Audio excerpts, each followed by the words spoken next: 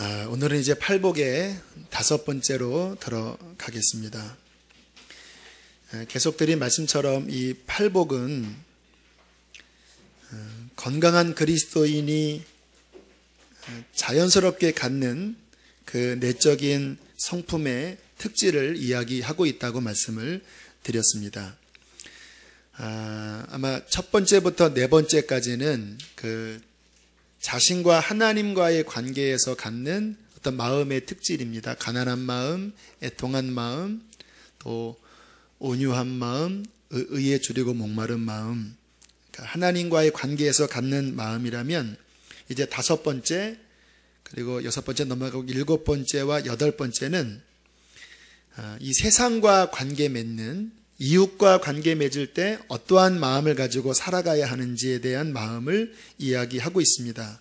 그 5번째가 바로 오늘 본문 말씀의 긍휼히 여기는 마음입니다.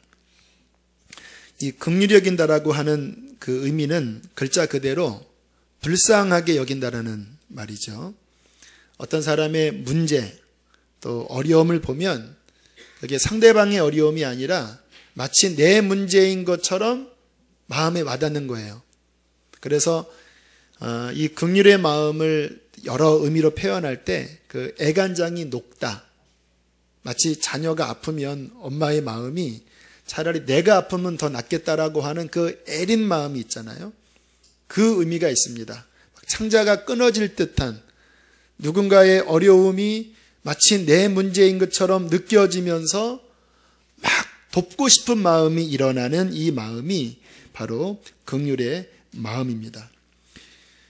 마음이 회복된, 하나님을 만나서 그 마음이 씻겨져 나간 사람들이 이제 본인만을 위해 사는 것이 아니라 이 긍휼의 마음을 품고 주변에 어려운 사람들에게 다가가는 것이 하나님이 우리를 향하신 뜻이라고 말씀을 하시는 것입니다. 이 긍휼의 마음 안에는요, 굉장한 비밀스러운 힘이 있습니다. 어떤 사람이 어려울 때 이 긍휼한 마음을 가지고 다가가잖아요. 그러면 그분에게 진정한 위로가 돼요. 제가 이제 2년 전에 진단을, 갑상선 암 진단을 받고 이제 주변에 있는 분들에게 이 사실을 알릴 때에 제가 좀 묘한 느낌을 받았어요. 그 묘한 느낌은 제가 목회하는 데 있어서 굉장히 중요한 어떠한 느낌이었습니다. 여러분들이 이제 저에게 위로를 해주셨습니다. 목사님 힘내세요. 다 큰 종 만들기 위해서 하나님이 하시는 거예요. 어떤 목사님도 다 그런 어려움을 겪었어요. 잘 될 거예요. 다 고마운 말씀들을 하셨는데 이상하게 어떤 말들은 그 말을 들을 때 전혀 제 마음에 어떤 위로라든가 또 마음에 부딪히는 게 별로 없는 거예요. 그냥 이렇게 말로만 들리는 거예요. 그래서 네, 감사합니다. 그렇게 말씀을 드렸죠.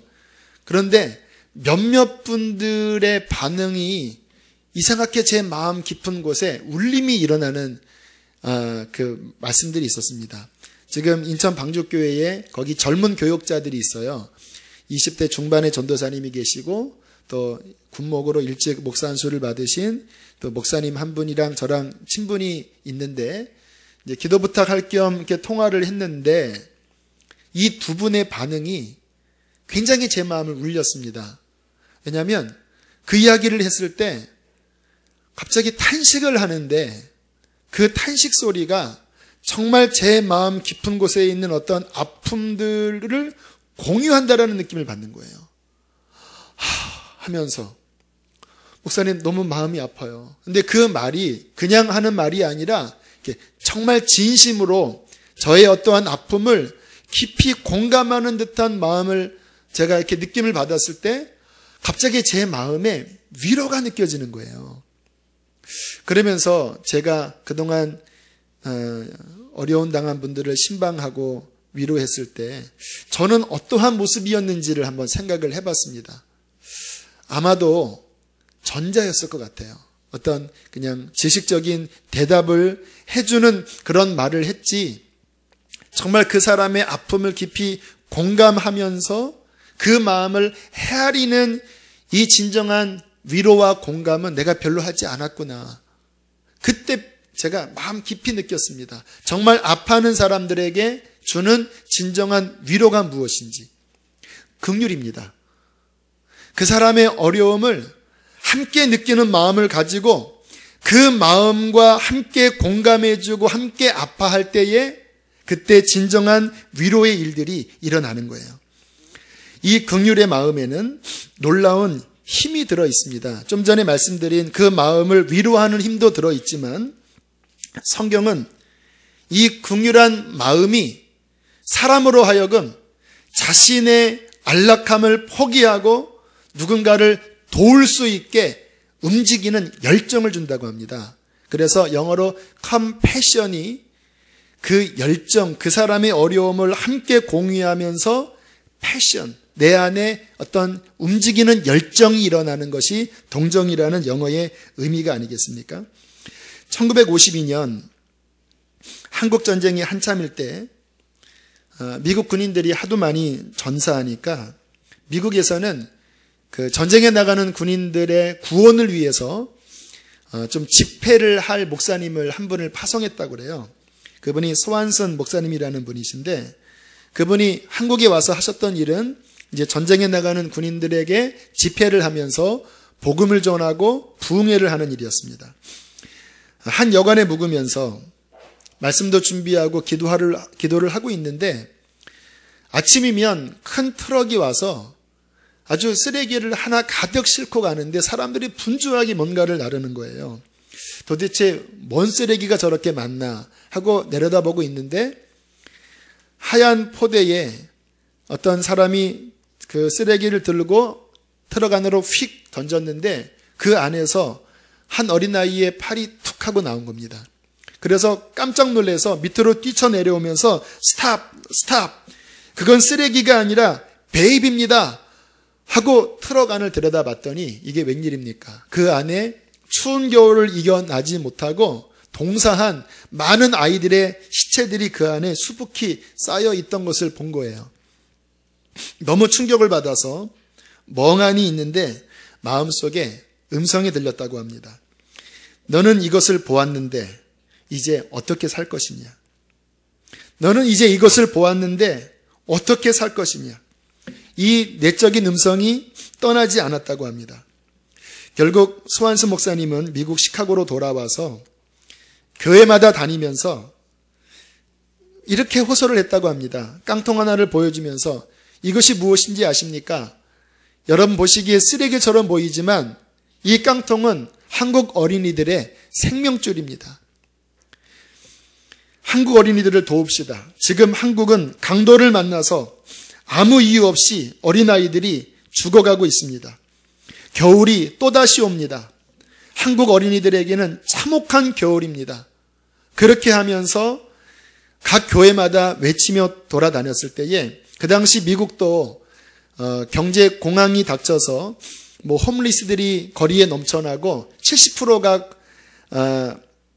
실업자였지만 이 스완슨 목사님의 이 호소를 통해서 한국에 1953년부터 굉장히 긴 시간 고아원을 세우고 교회를 세우고 또 구호 음식을 나눠주면서 많은 사람을 살렸다고 그래요. 아마 지금 우리가 간접적으로 우리가 이 자리에 있게 된 그 간접적인 도움이 아마 이러한 그 사역의 열매라는 생각도 듭니다. 그렇게 하면서 시작된 구호 단체가 컴패션이라고 그래요.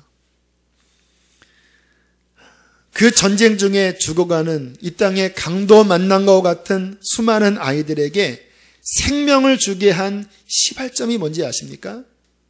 그것은 바로 한 사람의 마음속에서 시체가 트럭으로 실려갈 때 가졌던 긍휼의 마음이었습니다. 긍휼의 마음. 아마 그 당시에 수많은 시체가 널려져 있을 때 많은 사람들이 그냥 지나쳤을 거예요.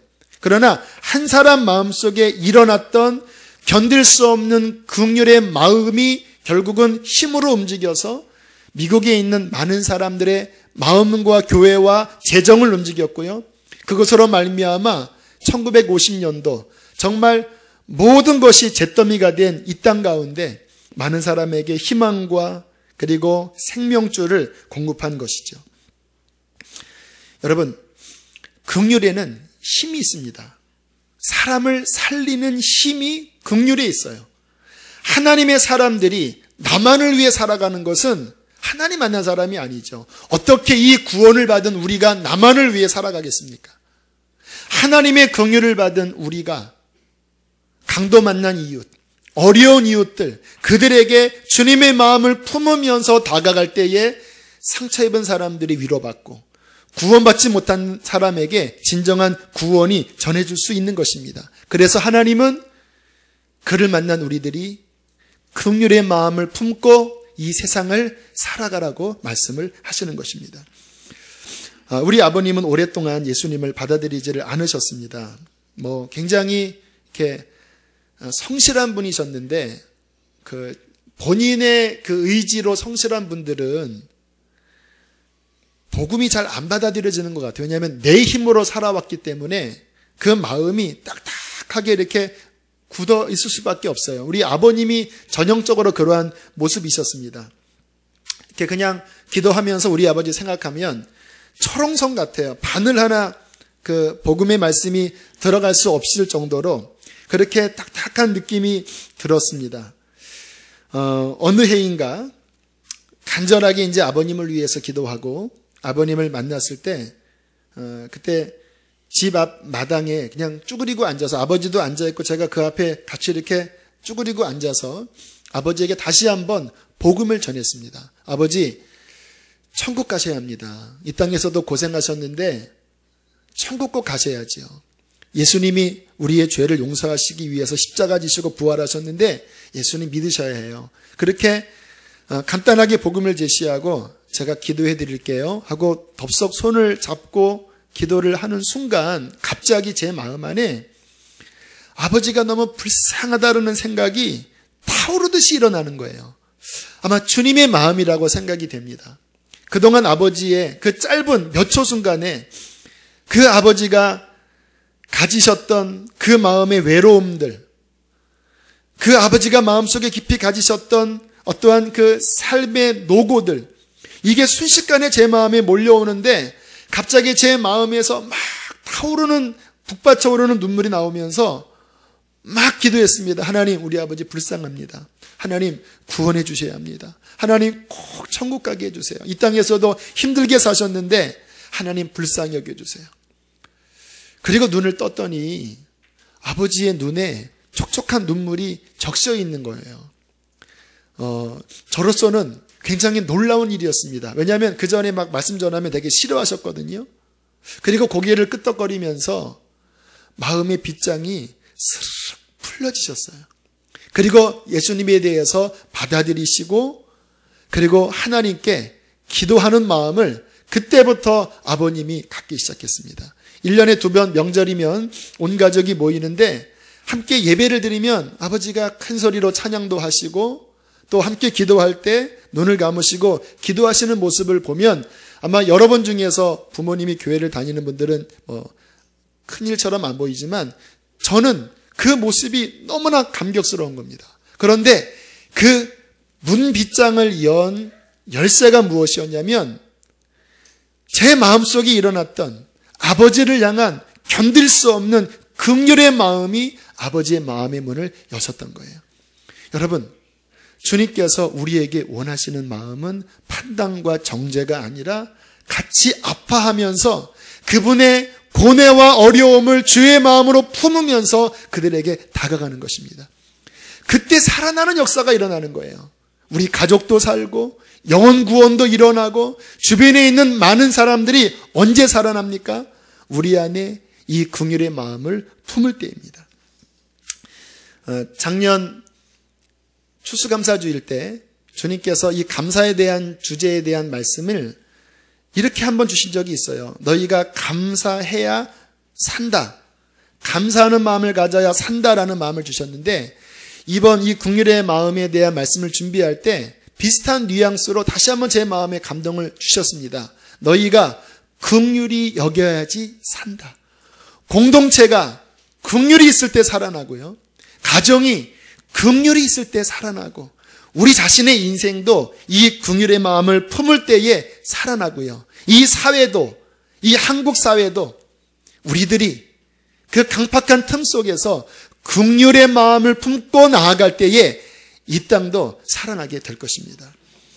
작년 가을쯤 금요 성령 집회 예배가 끝나고 이제 이 자리에서 불을 끄고 기도하는데 한 여자분이 무릎 꿇고 제 옆에 오시더니 기도해 주세요 그러시는 거예요. 그래서 네, 무슨 기도를 해드릴까요? 그랬더니 지금 나의 남편이 암 말기 진단을 받고 지금 굉장히 어려움 가운데 있는데 기도를 해 주세요. 병원에서는 몇 달 못 간다고 그래요.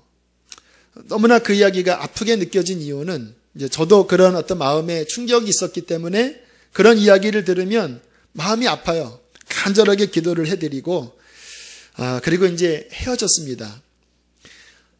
그로부터 한 2달 지난 작년 11월 말 12월 초에 안성에서 제자훈련 교제 세미나가 있을 때 제가 마지막 12단원 그 특강을 하기 위해서 갔었거든요.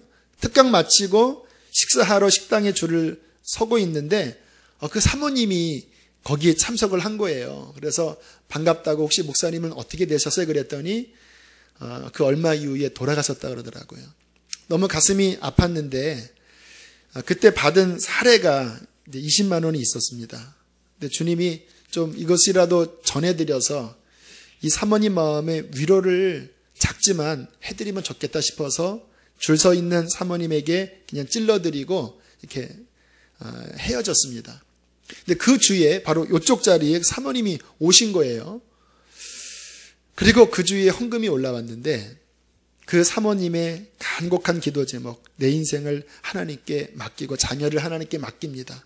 그리고 헌금을 100만 원을 하신 거예요. 마음이 너무 안쓰럽고 너무 안타까운 거예요. 뭔가 이분을 우리 교회가 도와야 되는 것이 아닌가. 그런데 또 그렇게 이제 헤어졌기 때문에 연락처를 알 길이 있어야지요. 근데 신기하게 계속 연결이 돼요. 우리 교회에 어떤 분이 그 사모님 이야기를 하시길래 저 알아요. 제가 지난번에 그분을 만났어요. 제가 혹시 그분 연락처 알 수 있을까요? 여쭤봤더니 그분 연락처를 아는 분이 있다고 해서 지난주에 그분 연락처를 받았습니다. 그리고 어제 말씀을 준비하면서 혹시 하나님께서 우리 교회가 그분을 섬기라고 하실 수도 있다. 그래서 일단 전화를 드리고 한번 상황을 들어보자. 그리고 전화하면서 위로를 해드리고 가정 상황을 좀 문자로 주시면 다음 주에 우리가 회의를 하고 하나님이 허락하시는 만큼 사모님을 도울게요. 그랬더니 뭐 그런 거 바라지 않지만 아무튼 그 마음이 감사하다고 하고 전화가 끊어졌습니다. 그리고 잠시 후에 장문의 문자가 왔는데 이러한 내용이 왔습니다. 비천한 자를 돌보시는 하나님을 찬양합니다. 혼자가 되고 보니 고아와 과부를 먹이신다는 말씀이 몸으로 느껴집니다.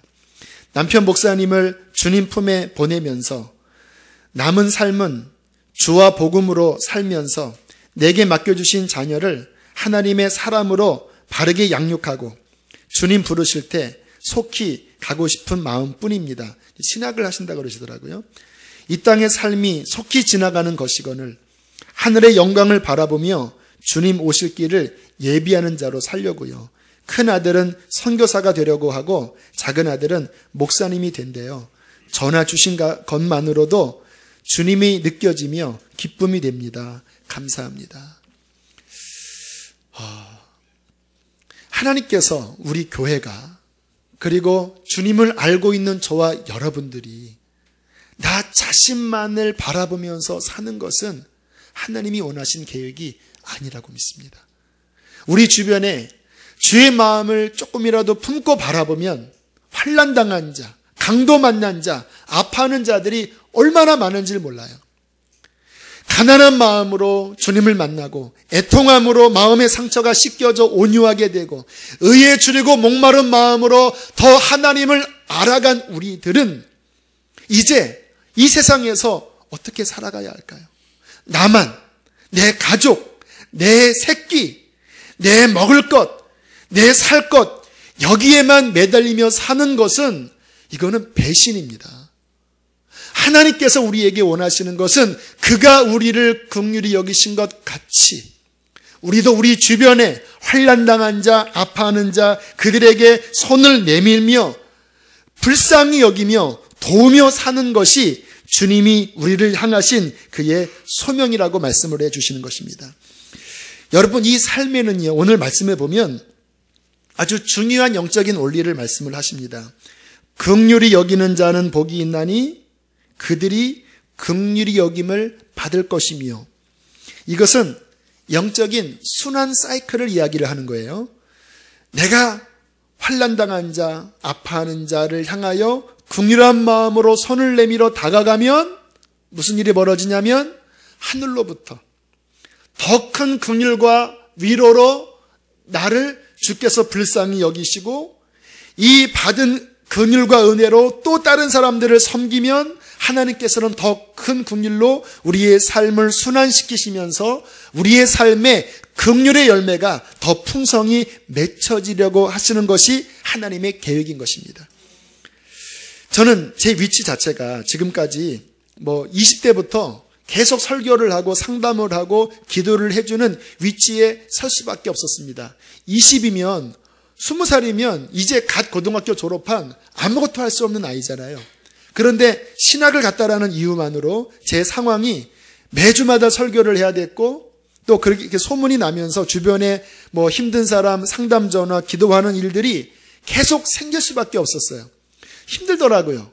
나도 아직 영적으로 잘 못 썼는데 뭔가를 이야기를 해줘야 되는데, 어떤 사람의 힘들고 어려운 이야기를 듣고 나면요, 이게 이렇게 전이가 되는 것 같아요. 마음이 같이 눌리고 스트레스를 받고 그 사람이 갖고 있는 아픔이 나를 더 짓누르는 것 같아요.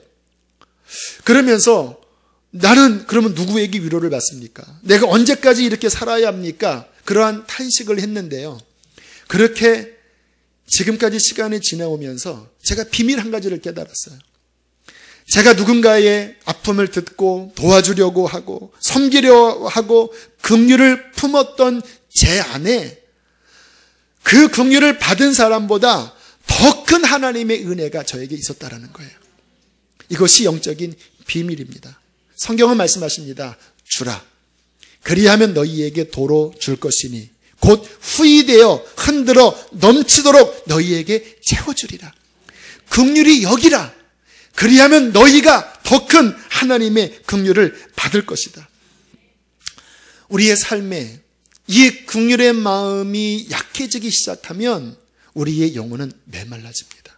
그러나 지금 아마 이 가운데 어떠한 분들은 가족 중에서도 힘든 부모를 수발해야 되고, 내가 자녀이지만 내 가정의 모든 짐을 짊어지고 뭔가 계속 퍼줘야 하는 짐스러운 위치에 있는 분들이 계실 거예요.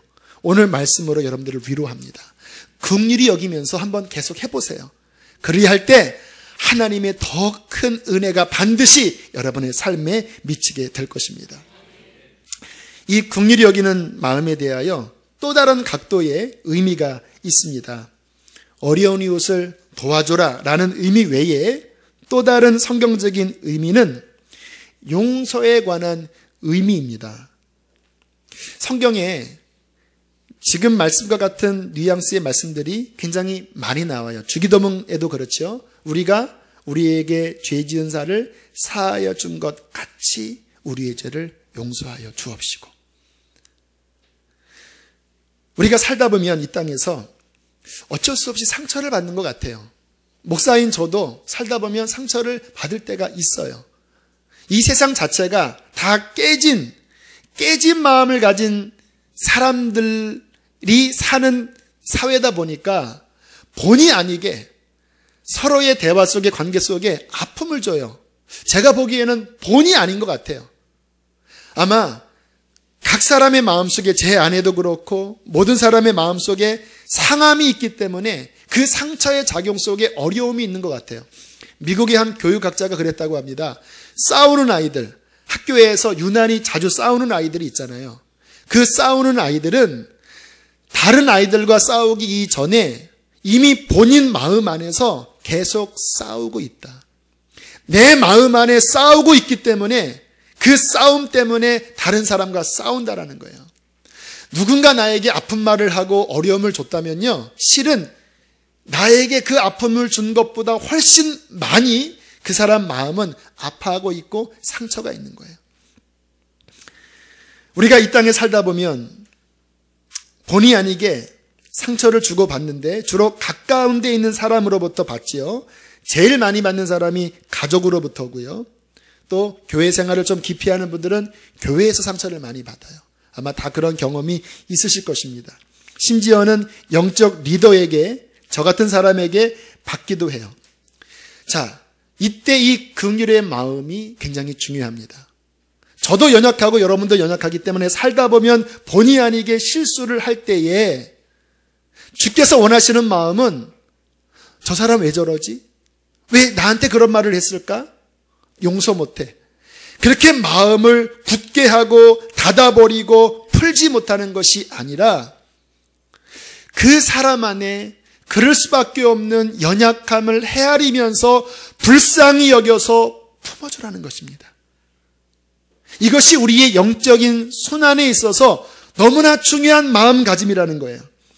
왜냐하면 그때 마음을 풀지 못하면 우리의 영혼 안에는 문제가 생기기 시작해요.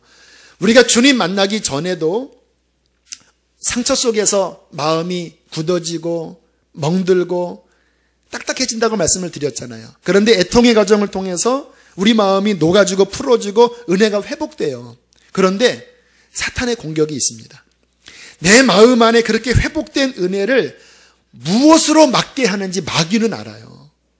성경은 뭐라고 말씀하십니까? 용서하지 못하면, 누군가를 향하여 용서하지 못하면 그 용서치 못하는 마음이 하나님의 용서를 막기 때문에 사람 안에 있는 이 상처의 작용을 자꾸 부채질하면서 은혜 받아서 하나님의 그 긍휼 안에 있던 사람이 그 상처 속에서 관계의 문을 닫아버리면서 이 영적인 닫힘을 사탄이 역사한다라는 거예요. 제가 주님 만난 초창기에 있었던 일입니다.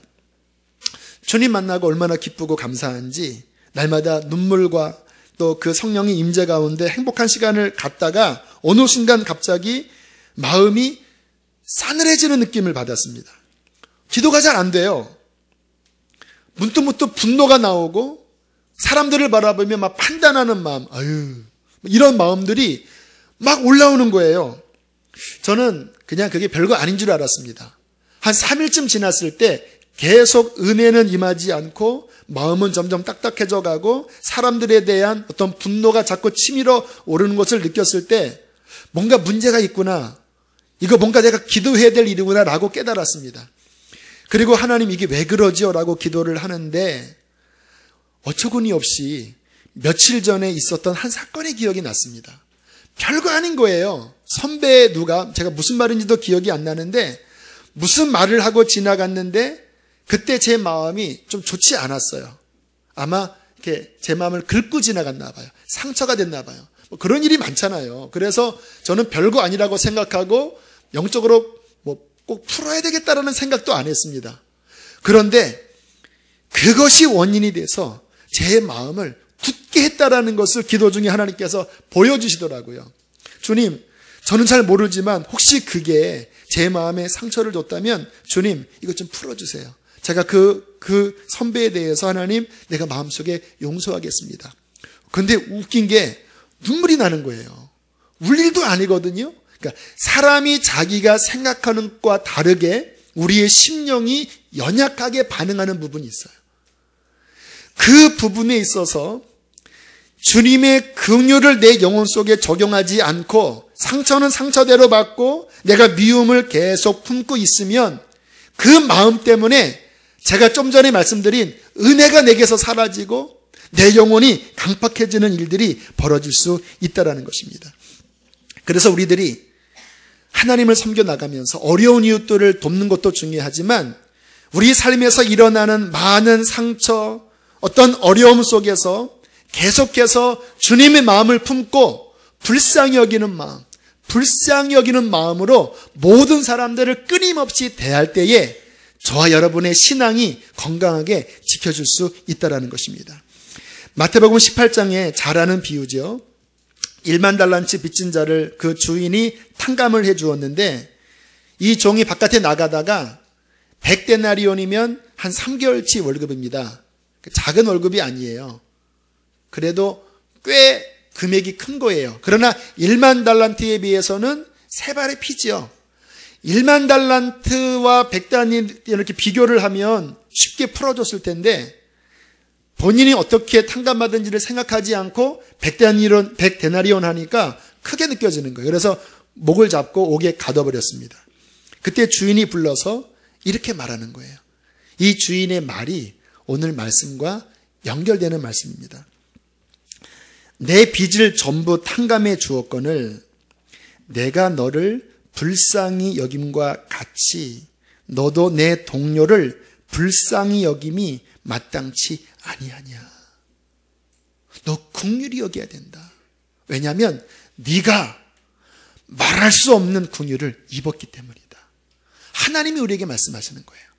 우리에게 해를 끼친 사람, 아프게 한 사람. 왜 긍휼을 품어야 됩니까? 하나님이 나를 긍휼로 대하셨기 때문입니다. 우리가 지금 이 자리에 어떻게 있게 됐어요? 우리가 잘나서입니까? 아닙니다. 하나님의 긍휼 때문에 우리들이 이 자리에 있는 거예요. 가끔 생각합니다. 주님이 나한테 왜 목사를 시키셨을까? 근데 결론은 뭐냐면요. 내가 불쌍해서예요. 내가 불쌍해서. 아마 내가 주님 만나지 않고 세상에 살았다면 아마 오래 못 살았을 것 같아요. 건강하지 않았기 때문에. 그런데 그분께서 내가 중학교 2학년 때 제 인생의 미래를 보시고 네가 나를 만나지 않으면, 네가 나를 위해서 일하지 않으면 네 인생이 얼마나 불쌍하게 흘러갈 것을 주께서 불쌍히 보시고 중학교 2학년 때 만나자마자 주님이 첫 하신 말씀이 너 목사 되라 그랬거든요. 나중에 제가 좀 잘나서 목사 되라 한 줄 알았더니 지금 와서 보니까 불쌍해서 목사 되라고 한 거예요. 지금은 제가 이 길을 걷고 있는 것이 얼마나 감사한지 몰라요. 우리 된 것은 하나님의 은혜와 긍휼 때문입니다. 주님께서는 그 긍휼과 은혜 받은 우리들이 그 긍휼을 받은 것 같이 우리 주변에 있는 아파하는 사람, 상처 입은 사람을 품으라고 말씀하시는 거예요. 이번 설 명절에 집에서 또 가정 예배를 드리면서 저에게는 또 하나의 우리 가족 사이에 감사한 일이 있었습니다. 좀 개인적인 이야기 같아서 말씀을 드려야 되나 고민스러웠지만 또 저는 증인으로 서고 싶기 때문에 작은 하나의 사건을 말씀을 드립니다. 우리 부모님이 이렇게 갈라지셨잖아요. 근데 하나님의 은혜로 몇 년 전부터 명절 때만 되면 가족이 다 모여서 식사하고 예배드리는 일들이 시작됐어요. 저는 처음 그 예배 드릴 때는 이게 과연 가능할까 했는데 해가 지날수록 예배가 더 은혜롭게 되기 시작하는 거예요. 하지만 문제가 있었습니다. 아버지와 어머니는 여전히 좀 썰렁한 분위기로 그냥 그렇게 지내셨습니다. 드세요. 이렇게 말에 가시 돋친 듯이 그냥 드세요 하고 그냥 얼굴도 안 보시고. 아마 이제 여자분이니까 어머니 마음속에 상처가 더 많아서 그랬던 것 같아요. 근데 제 마음에 걸린 것은 그래도 어머니가 분명히 성령 체험도 하시고 주님을 만나셨기 때문에 아무리 예전에 상처를 많이 받았어도 좀 푸셔야 될 텐데, 그래야지 하나님의 은혜 받는데 장애가 안 되실 텐데. 근데 이번 설 명절 때 그 목소리에 가시가 빠지셨어요. 힘드시면 집에 오세요.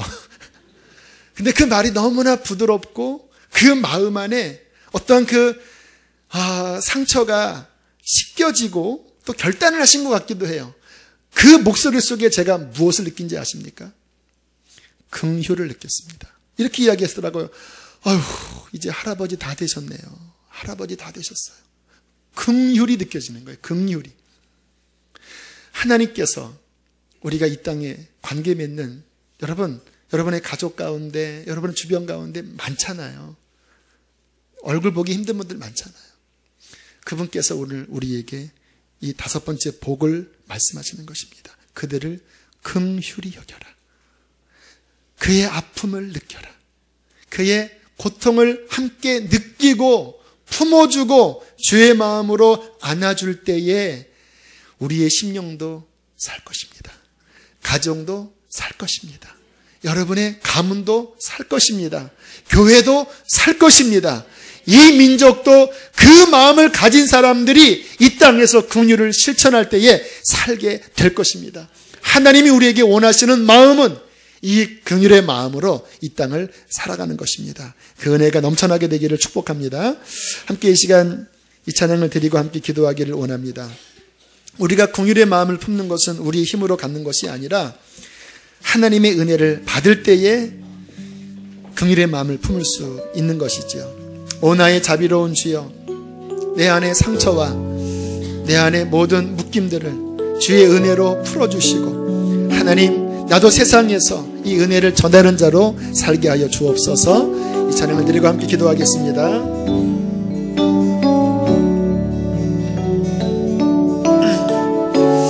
오 나의 자비로운 주여, 나의 몸과 영혼을 주님 은혜로 다 채워주소서.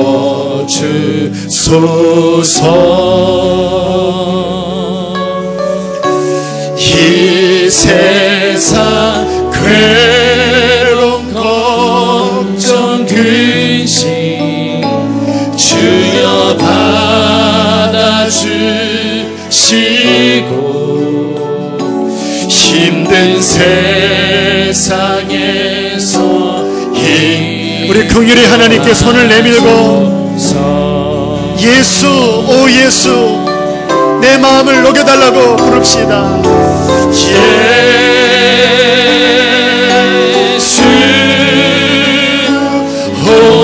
긍휼의 하나님, 자비의 아버지, 우리를 긍휼히 여겨주시옵소서.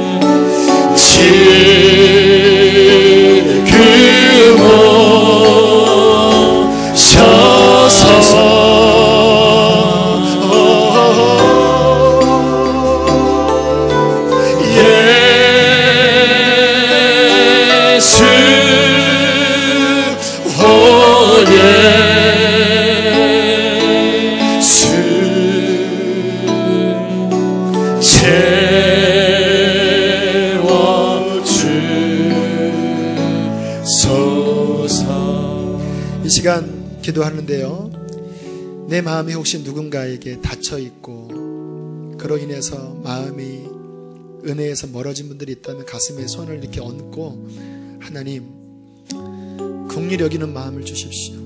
주께서 나를 불쌍히 여긴 것처럼 주님 그 사람의 연약함과 아픔을 품을 수 있게 해주십시오. 기도해 주시고